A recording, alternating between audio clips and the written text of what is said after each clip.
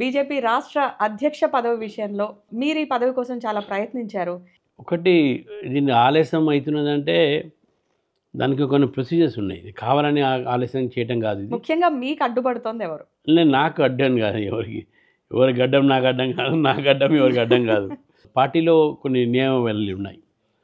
50% మండల్ అయితే district eligibility, 50% district అయితే state eligibility, 50% state eligibility అయితేనో సెంట్రల్ ఎలిజిబిలిటీ అంటే నేషనల్ పార్టిసిపేషన్కు. ఇది ఒక ఇంటర్నల్ డెమోక్రసీలో. సో ఈ అంతర్గత ప్రజాస్వామ్యంలో మాకు మొన్న జిల్లాల ఒక 19 జిల్లాల ఒక ఎన్నికలు అయిపోయినాయి.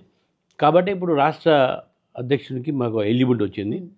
ఈ రాష్ట్ర అధ్యక్షుడి కూడా 4-5 రోజులు వెల్లడవుతుంది. ఎందుకంటే జాతీయ అధ్యక్షుడి యొక్క ఎన్నికల్లో మేము పాల్గొనాలి కాబట్టి.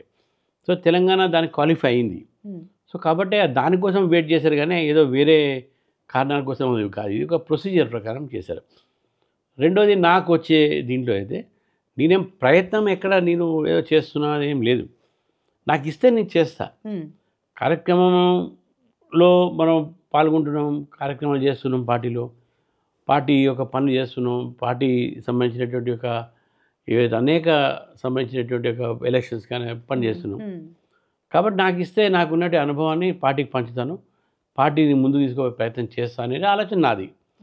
అంతేగాని నాకే ఇవ్వాలి, నేను రేస్లో ఉన్నా అనే చెప్పుకునేటటువంటి ఒక సంస్కారం, అటువంటి సంస్కృతి భారతీయ జనతా పార్టీ లేదు.